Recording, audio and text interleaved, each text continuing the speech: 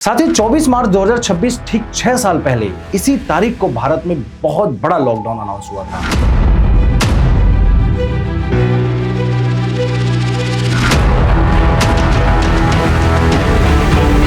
और आज ठीक 6 साल बाद पीएम मोदी ने राज्यसभा में 21 मिनट और लोकसभा में 25 मिनट तक देश को संबोधित किया। उन्होंने साफ कहा कि हालत चिंताजनक है। इस युद्ध ने अप्रत्याशित चुनौतियां खड़ी कर दी है। ये चुनौतियां आर्थिक भी हैं, नेशनल सिक्योरिटी से जुड़ी भी हैं। दोस्तों, कोविड के वक्त सप्लाई चेन टूट गई थी, फैक्ट्रीज बंद थी, लेकिन आज डिमांड तो है पर सप्लाई लाइन यानी स्ट्रेट ऑफ हॉर्मज पर कब्जा और हमले हो रहे हैं। पीएम ने बताया कि हमारे जहाज और इंडियन क्रू वहां फंसे हुए हैं।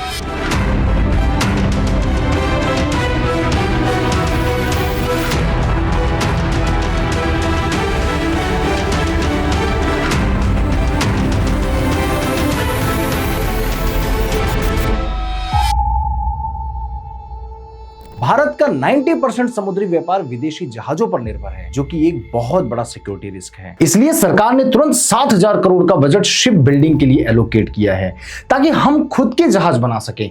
लेकिन सवाल यह है कि क्या तब तक हमारी इकोनॉमी संभल पाएगी? दोस्तों, क्या भारत एक बार फिर 2020 जैसी भयानक स्थिति की तरफ बढ़ रहा है? ये सवाल मेरा नहीं है, ये एक चेतावनी खुद प्रधानमंत्री नरेंद्र मोदी ने देश के दोनों सदनों लोकसभा और राज्यसभा में दी है। उन्होंने साफ कहा कि दुनिया के हालात आज वही मोड़ पर खड़े हैं जहां हमने कोविड के वक्त खुद को पाया था। लेकिन इस बार दुश्मन कोई वायरस नहीं बल्कि स्ट्रेट ऑफ हॉर्मज में भड़कती युद्ध की ज्वाला है। आज की इस वीडियो में हम डिकोड करेंगे कि क्यों पीएम मोदी ने युद्ध को कोरोना से कंपेयर किया, क्या आपकी जेब पर पेट्रोल और राशन का बोझ बढ़ने वाला है, और क्या भारत इस महासंकट से लड़ने के लिए तैयार है। साथियों, आप सभी को बहुत बहुत नमस्कार। मैं अभिषेक शुक्ला आप सभी का स्वागत करता हूं एक ऐसे वीडियो में जहां हम इस बात को डिकोड करेंगे कि क्या फिर कोरोना जैसी हालात हमारे देश में बन रहे हैं। दोस्तों, आप सभी को याद होगा 24 मार्च 2020, वो तारीख जो भारत कभी भूल नहीं सकता, क्योंकि इसी दिन एक वायरस से हमारे देश में लॉकडाउन जैसी स्थिति पैदा कर दी थी। लेकिन इस 2026 में दुश्मन कोई वायरस नहीं बल्कि दुनिया का सबसे dangerous choke point strait of Hormuz है।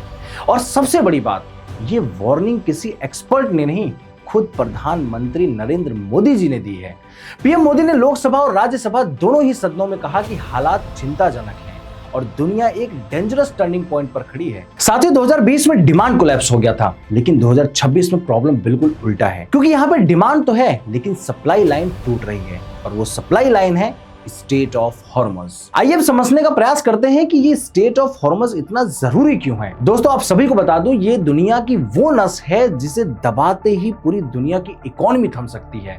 जैसे कि आप सभी जानते हैं कि भारत अपनी जरूरत का 85% कच्चा तेल इंपोर्ट करता है और इसका लगभग 50% इसी पतली से समुद्री रास्ते स्ट्रेट ऑफ हॉर्मज से होकर आता है। दोस्तों, ईरान और इजराइल ने इस रास्ते को वॉर जोन बना दिया है और ये रास्ता बंद होने की वजह से पेट्रोल डीजल की कीमतें एकदम रॉकेट की तरह ऊपर जा रही हैं। और यही नहीं, दुनिया का 40 से 45% फर्टिलाइजर इंग्रेडिएंट, चाहे सल्फर हो, नाइट्रोजन हो, इसी रास्ते से आता है। साथियों, अगर ये नहीं आया तो किसान खेत में खाद नहीं डाल पाएगा और इसके वजह से अनाज भी महंगा हो जाएगा। और जैसे कि आप सभी लोग जानते हैं कि डॉलर भी अभी रुपए के कंपैरिजन में 94 रुपए तक गिर चुका है। हमारा फॉरेक्स रिजर्व 7 बिलियन तक घट चुका है।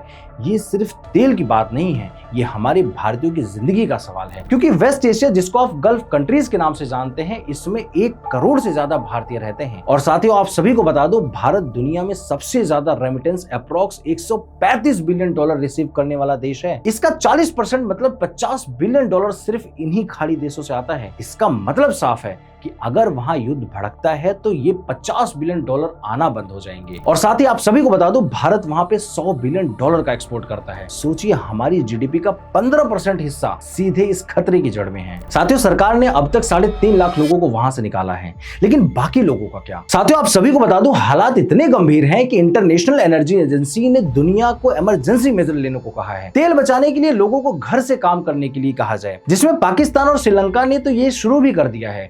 उसके बाद हाईवेज पर गाड़ियों की स्पीड 10 किलोमीटर पर आवर कम करने की भी सलाह दी गई है ताकि फ्यूल एफिशिएंसी बढ़ सके। और यह भी सलाह दी है कि एलपीजी की जगह इलेक्ट्रिक ओवन और अल्टरनेटिव एनर्जी का यूज बढ़ाया जाए। और आप सभी को बता दो साथियों, जापान ने अपना स्ट्रेटेजिक ऑयल रिजर्व पहली बार रिलीज किया है।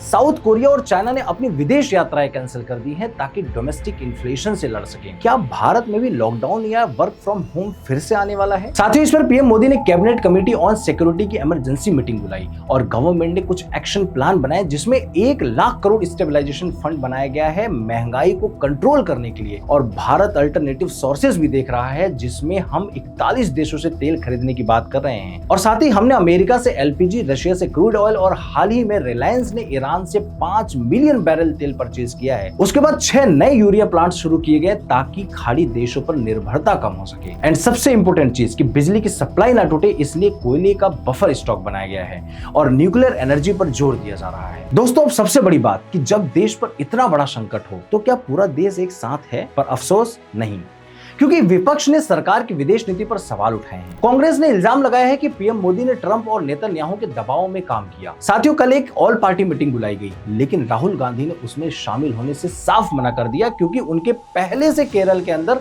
प्रोग्राम शेड्यूल हैं। दोस्तों, ये वक्त राजनीति का नहीं है।